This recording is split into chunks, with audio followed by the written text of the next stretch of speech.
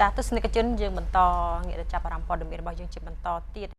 ប្រជាពលរដ្ឋនៅក្នុងស្រុកពញាលឺឃុំកំពង់ហ្លួងភូមិអំពិលផ្អែមខេត្តកណ្ដាលបានទទួលការពិនិត្យនិងព្យាបាលជំងឺពីក្រុមគ្រូពេទ្យស្ម័គ្រចិត្តរបស់អង្គការ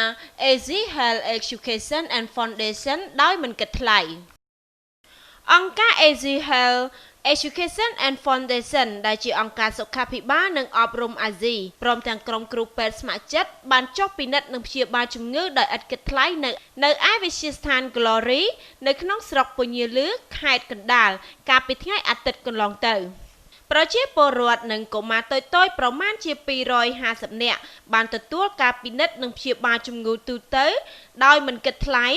ដែលនៅក្នុងនោះមាននៅសេវាព្យាបាលរួមមានការពិនិត្យនិងព្យាបាលសុខភាពមាត់ធ្មេញពិនិត្យភ្នែកនិងជំងឺទូទៅហើយក៏មានការផ្ដល់ជូននៅវ៉ែនតាដោយឥតគិតថ្លៃទៀតផង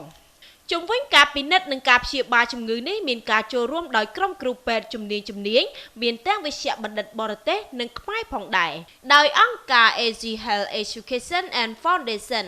គឺមាននៅឧបករណ៍និងបច្ចេកទេសទំនើប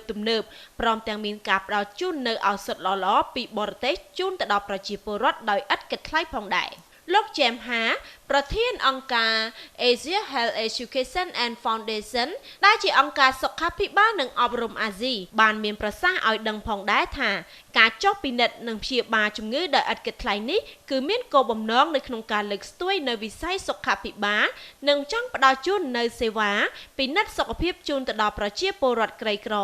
ដែលពុំមានលទ្ធភាពក្នុងការពិនិត្យសុខភាពប្រចាំកាយនៅឯមន្ទីរពេទ្យរដ្ឋឯកជនខាងក្រៅដូច្នេះអង្គការក៏បានផ្ដួចផ្ដើមនៅគំនិតនេះឡើងដោយធ្វើការព្យាបាលដោយមិនគិតថ្លៃទៅដល់ទីកន្លែងតែម្ដងគួរបញ្ជាក់ផងដែរថាអង្គការ AHEF Education and Foundation គឺមានទីតាំងនៅឯសហរដ្ឋអាមេរិកហើយនេះមិនមែនជាលើកទី1នោះទេសម្រាប់អង្គការ AHEF Education and Foundation នៅក្នុងការចុះពិនិត្យជូនទៅដល់ប្រជាពលរដ្ឋដោយឥតគិតថ្លៃនេះដោយអង្គការតែងតែជ្រើសរើសយកខែកុម្ភៈនៃឆ្នាំនីមួយៗក្នុងការចុះទៅពិនិត្យនិងព្យាបាលទៅដល់ភូមិឃុំរបស់ប្រជាពលរដ្ឋតែម្ដង